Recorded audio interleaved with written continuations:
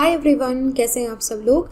So I am very sure आपने अभी तक ये तो डेफिनेटली सुना होगा, पढ़ा होगा, रीजंस भी आपको पता होंगे कि जो कोरल रीफ्स होती है वो ब्लीच हो रही है। मतलब जो हमको ब्यूटीफुल कलर्स दिखता है, जब भी कहीं बॉलीवुड में हॉलीवुड में हम अंडरग्राउंड अंडर वाटर की पिक्चर देखते हैं तो हमको बड़ा एक कलरफुल सा फॉरेस्ट दिखाई देता है, दैट्स कोरल रीफ। बट ये जो कोरल रीफ है इट्स डाइंग सो बैडली कि इसको रिवाइव करना मुश्किल हो रहा है। And survival of coral reef is extremely important for the survival of humans and the other flora and fauna in the country, in the whole world also। क्यों है मैं आपको बताती हूँ। We will be talking about main point आज हमारा यही है, क्योंकि रिसेंटली जो रिपोर्ट आई थी उसमें ये भी कहा गया, तो उस रिपोर्ट के बारे में भी हम हल्का सा डिस्कशन करेंगे। बट पहले मैं आपको ये बताना चाह रही हूँ कि क्यों इनको प्रोटेक्ट करना ज़रूरी है। हम हमेशा बात करते हैं कि प्रोटेक्ट करो, उनको कंजर्व करो, उनको ब्लीच मत होने दो, टेम्परेचर ज़्यादा मत बढ़ाओ, पोल्यूशन ज़्यादा मत करो, do something for their conservation, do something for their protection. But why it is important is the bigger question here. और आज हम बिगर क्वेश्चन को डील करते हैं। Let's directly jump into that। So for survival of our planet, coral reef ना बहुत पुरानी है। They have survived the glaciation, they have survived the sea level change, they have survived the continental drift also, they have survived a lot। Survival species है ये, लेकिन अभी जो humans कर रहे हैं उनका सर्वाइवल बड़ा मुश्किल हो गया है। दो देर से थ्योरी जो बोलती है कि जब इन्होंने इतना सब कुछ झेला है तो शायद ये ह्यूमंस का कहर भी झेल जाएंगे, but I am not sure कि कितना ये एबल रहेंगे झेलने के लिए। 1/4 and they are home to a quarter of the ocean's marine life, just a quarter of the marine's ocean's life। and how beautifully they look, like they make the ocean so colorful and so pretty। नहीं तो इतना boring सा हो जाता। they are known as the lungs of the oceans also because like you know they generate clean air। जिस तरीके से Amazon forest है या जो हमारा ट्रॉपिकल रेन फॉरेस्ट होता है, वहाँ पे हमको कितना डिफरेंट टाइप का फ्लोरा एंड फौना मिलता है। सिमिलरली यहाँ पे भी they are known as the Amazon of the oceans also, क्योंकि यहीं पे डिफरेंट टाइप का फ्लोरा एंड फौना मिलता है।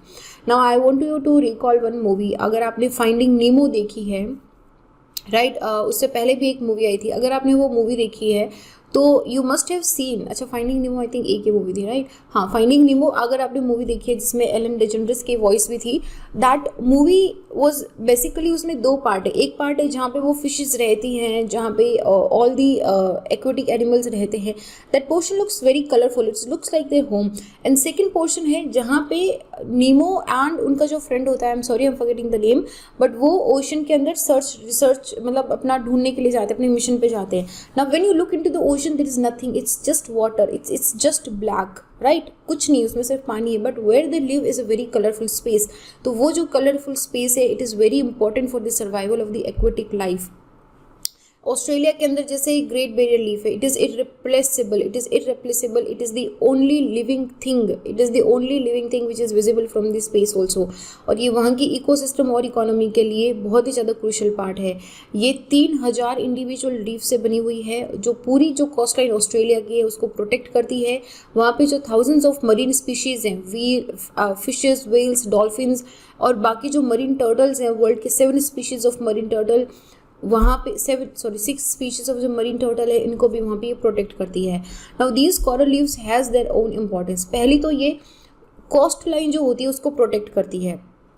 अच्छा, coral reef by the way 2-3 तरह की होती है। एक कोस्टल होती है, तो कोस्टल के अंदर जो कॉन्टिनेंटल एरिया होता है उसके आस में इस तरीके से, जैसे कि ग्रेट बैरियर लीफ है ना, तो ये इस तरीके से एक बैरियर रीफ बना लेती है। तो ये कोस्टल पे एक बैरियर रीफ बना लेती है। इसकी वजह से अगर मान लीजिए कोई भी बहुत तेज वेव आ रही है या सुनामी आ रही है या साइक्लोनिक स्ट्रॉम आ रहा है या तो ये इनको ना रोकती है, क्योंकि उसके लिए एक ऐसा बोलो कि एक बैरियर की तरह वो खड़ी रहती है, तो उनको ये ब्रेक करती है। इसकी वजह से जितने भी कोस्टल एरियाज पे सिटीज़ या टाउन्स होते हैं तो वो उनको बचा के रखती है नेचर की रेत से। अगर कोरल रीफ वहाँ पे नहीं होगी then they would be battered with the constantly hitting of the ocean waves, tsunami waves, इन सब से ये हिट होते रहेंगे। सेकेंड बहुत इंपॉर्टेंट इनका काम होता है कि दे प्रोवाइड एसेंशियल हैबिटेट।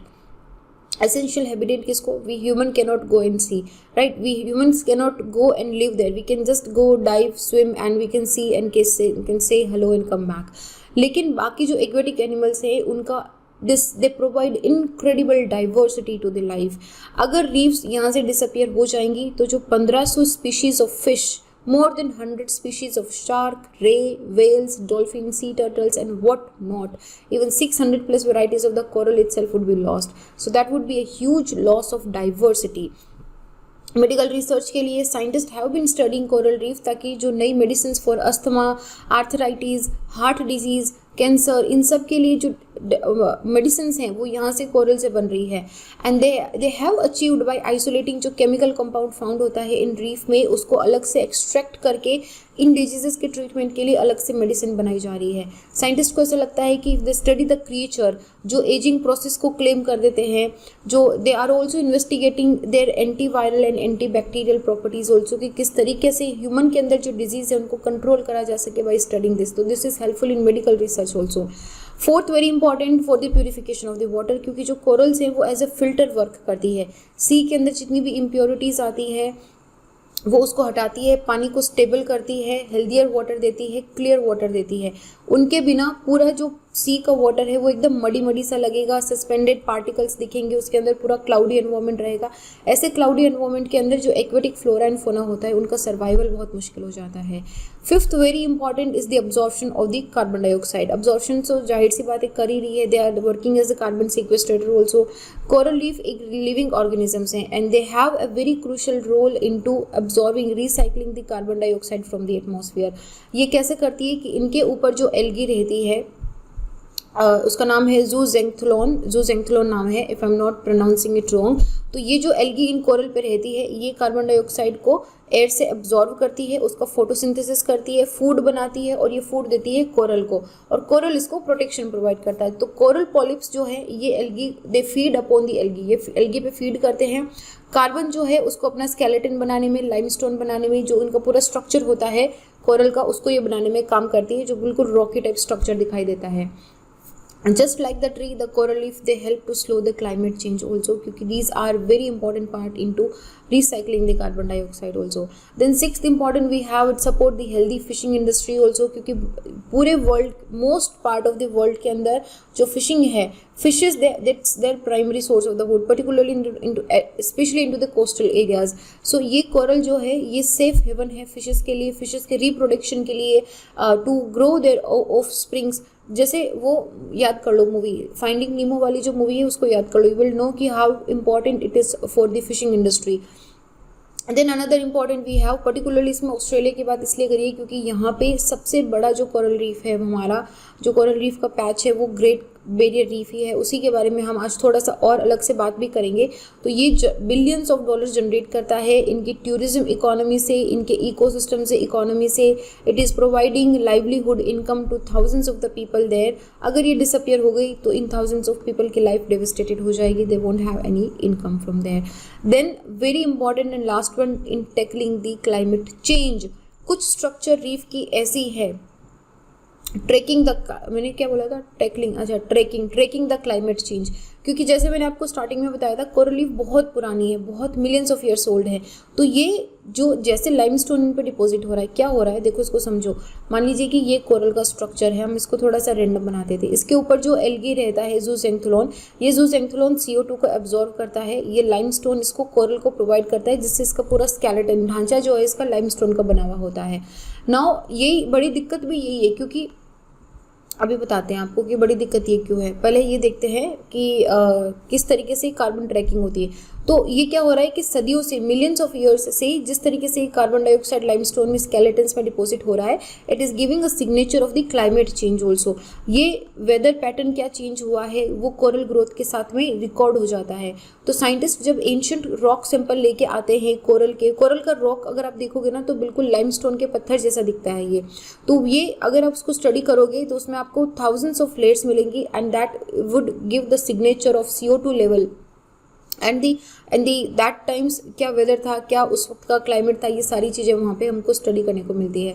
तो it is very unlikely that anyone can accurately predict कि क्या होगा, रीफ्स डिसअपियर होगी या नहीं होगी. क्योंकि ऐसा ही सेड कि एक थ्योरी ये भी बोलती है कि they have survived everything, so may be they will survive the humans also, but we don't know कि इम्पैक्ट तो डेफिनेटली बड़ा होगा. But meanwhile our point is कि we need to combat the global warming.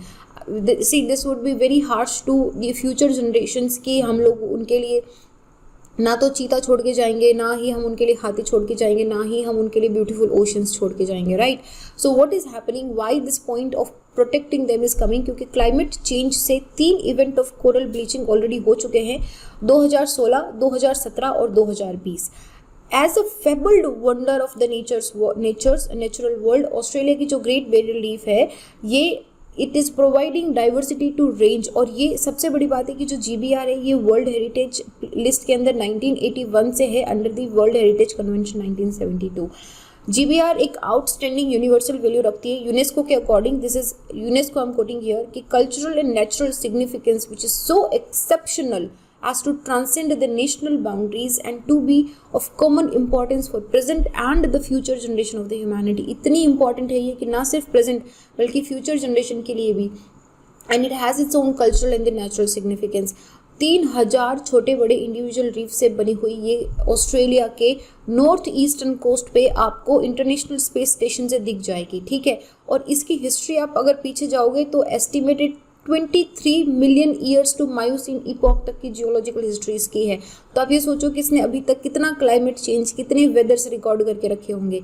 ये जो Great Barrier reef हम इसकी बात करें ये 2300 किलोमीटर लंबी है और ये पूरे ओशन के अंदर 3,46,000 kilometre square area which is a huge area, आपको दिखाई देगा बहुत बड़ा एरिया है ये बहुत सारी फिशेस को, इन्वर्बिट्रेट्स जो होते हैं, रीफ्स हो गए, डंजन्स हो गए, ग्रीन टर्टल्स हो गए, सी ग्रास की स्पीशीज़ हो गई, शार्क हो गए, रे हो गए, स्पंज हो गए, वॉर्म हो गए, you name the aquatic species जो यहाँ पे ना रहता हो। एंड ये जो रीफ सिस्टम है ये बहुत सारी सीवियर एनवायरमेंटल थ्रेट से तो जा रहा है। अच्छा, आई वॉज टेलिंग यू कि क्लाइमेट चेंज क्यों इसके लिए हार्मफुल है, राइट। सो सी ये रीफ है, ये बनी हुई किससे है, लाइमस्टोन से। लाइमस्टोन के अंदर क्या होता है, कैल्शियम कार्बोनेट होता है। नाउ ये जो कैल्शियम कार्बोनेट है ये एसिडिक में घुल जाता है, ठीक है। अगर पानी एसिडिक हुआ तो घुल जाएगा, तो एटमॉस्फेयर में हम CO2 बढ़ा रहे हैं। अच्छा, IPCC की एक रिपोर्ट के अनुसार 90% तक का जो एंथ्रोपोजेनिक कार्बन डाइऑक्साइड इमिशन है वो ये ओशन वाटर एब्जॉर्व कर लेता है। अब मुझे एक बात बताओ, पानी के अंदर अगर CO2 मिलाओगे तो पानी क्या बनेगा, पानी एसिडिक बन जाता है, पानी धीरे धीरे एसिडिक होने लग जाता है। तो ये एक तो एसिडिक हो रहा है, दूसरा CO2 में अगर CO2 पानी में घुल रही है तो उसका टेम्परेचर भी जो है ग्लोबल वार्मिंग की वजह से भी बढ़ रहा है और पानी एसिडिक हो रहा है। तो एक तो पानी एसिडिक हो रहा है तो लाइमस्टोन को वैसे भी नुकसान है कि लाइमस्टोन घुलना स्टार्ट हो जाएगा, दूसरा टेम्परेचर हाई हो रहा है और कोरल रीफ को बड़ा स्पेसिफिक 27 डिग्री टेम्परेचर चाहिए होता है। अगर टेम्परेचर ऊपर नीचे हुआ तो कोरल रीफ का ब्लीचिंग होना स्टार्ट हो जाता है। So these are the 2 major harms which we are doing to the coral reefs.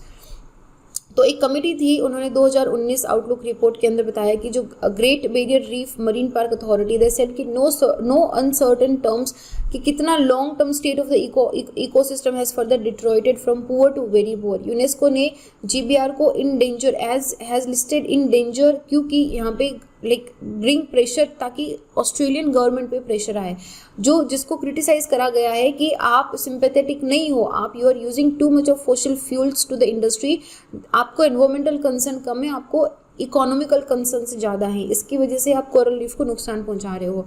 तो कमेटी ने यह भी बोला है कि जो average temperature 1.4 degree Celsius increase हुआ है 1990 से, उसकी वजह से 2019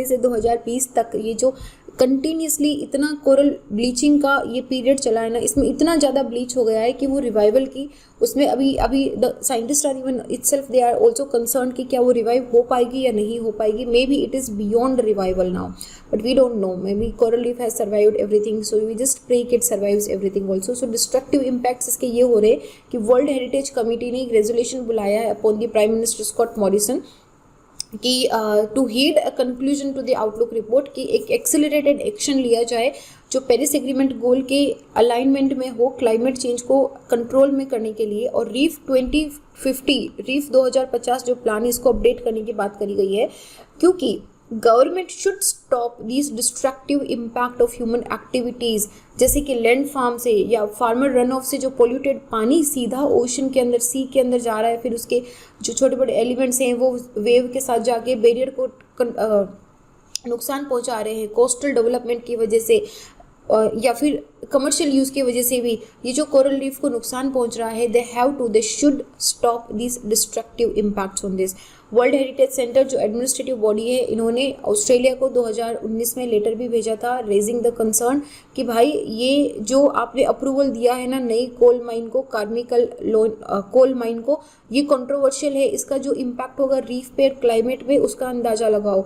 तो ये एक बहुत ही क्लोज स्क्रूटनी हुई है GBR की, which shows that a variety of ecological impact, चाहे वो एनवायरमेंटल स्ट्रेस से हो, including climate change also, it is actually making the coral reef bleach very frequently. Coral reef वैसे नेचुरली भी ब्लीच होती है, बट ह्यूमन के एफर्ट से वो और भी ज़्यादा फ्रीक्वेंटली होना स्टार्ट हो गई है। So outlook report has also recorded harm to the abundance and health of many species group जो यहाँ पे रहते हैं। उन्होंने बोला कि 2014 से ये जो wide spread and significant decline हो रहा है कोरल स्पीशीज़ के अंदर, मतलब इतना डिक्लाइन हो गया है कि 2018 में जो कोरल लार्वा है, ठीक है, वो 89% डिक्लाइन हो गया है। It is declined by 89% average across the region. और उसकी वजह से जो कॉन्सेक्यूटिव ब्लीचिंग इवेंट हो रहे हैं उसकी वजह से एडल्ट ब्रॉड स्टूक्स है, जो अडल्ट कोरल है, वो भी रिड्यूस होना स्टार्ट हो गए हैं। Warmer temperature led to feminisation of the green turtles also, जिसकी जो which are originating from the nesting beaches in the northern regions also. So उनका जो potentially leading to significant scarcity and abundance of the adult male in the future also, कि वो फिर अकेला वही हो जाएगा कि सिंगल हो रह जाएंगे वो बेचारे। So coral growth is also endangered by the prolification of the crow. अच्छा, ये this is extremely important for prelims guys, extremely important for prelims guys. ये क्राउन ऑफ थ्रोन स्टारफिश होती है, ये बड़ी डेंजरस होती है। इसको कोरल लीफ बड़ी स्वादिष्ट लगती है, तो ये क्या करती है, उसको कंज्यूम करने लग जाती है। तो ये जो क्राउन ऑफ थ्रोन स्टारफिश है ना, ये आप ऐसे समझो कि अगर ये चली गई वहाँ पे कोरल के पास में, तो ये कोरल को खाना स्टार्ट कर देगी। तो इनकी पॉपुलेशन जो है वो भी शूट ऑफ हो गई है, ठीक है, क्योंकि इनको जो खाने वाले थे, क्राउन ऑफ थॉर्न्स स्टारफिश, थोड़ा टंग ट्विस्टर से नाम है, इनको जो खाने वाले थे वो ओवरफिशिंग की वजह से कम हो गए हैं और इनकी पॉपुलेशन ज़्यादा हो गई है। तो ये कोरल लीफ को आजकल ज़्यादा स्वादिष्ट मान के खाते रहते हैं। कुछ relief is also believed from the reported की recovery of humpback whales also, they are slow gain in the southern population of the green turtles also. Urban coastal area के अंदर जो डंगंग पॉपुलेशंस होती है, they are also showing an improvement in the breeding rate also. लेकिन overall अगर मतलब ठीक है, कुछ गुड न्यूज़ भी है। ये वाली गुड न्यूज़ है कि हम्पबैक वेल्स हो गई, ग्रीन टर्टल्स हो गए, इनकी पॉपुलेशन थोड़ी सी इंक्रीज हो रही है, but still this is very minor in the scale what we see in the reef. अभी भी अंडर थ्रेट है। विदाउट अगर अभी भी डिटरमाइंड एक्शन नहीं लिया है तो मतलब उनको बचाने के तरीके बड़े कम हो जाएंगे। और it is a magnet for eco tourism also. आप ऑस्ट्रेलिया जाओगे, आप GBR नहीं जाके आओगे तो लोग आप पे ताने कसेंगे, ऐसा बोला जाता है। तो आउटलुक रिपोर्ट ऑल्सो से इसके 2015-16 के अंदर टूरिज्म से, फिशिंग से, रिक्रिएशनल एक्टिविटीज से, वहाँ पे जो लोग रहते हैं, बार बार जाते हैं, ये सब, इन सब से हालांकि ऑस्ट्रेलियन इकोनॉमी को फ़ायदा हुआ है, लेकिन इन सब से कोरल्स को नुकसान हो रहा है।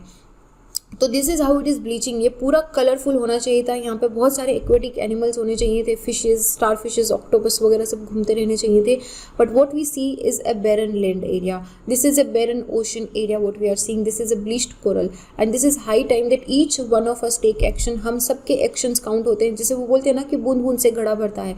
छोटे छोटे एक्शंस लो, ज़्यादा प्लास्टिक पोल्यूशन मत करो, अपनी एक बॉटल रखो, उसको रिफ़िल करते रहो।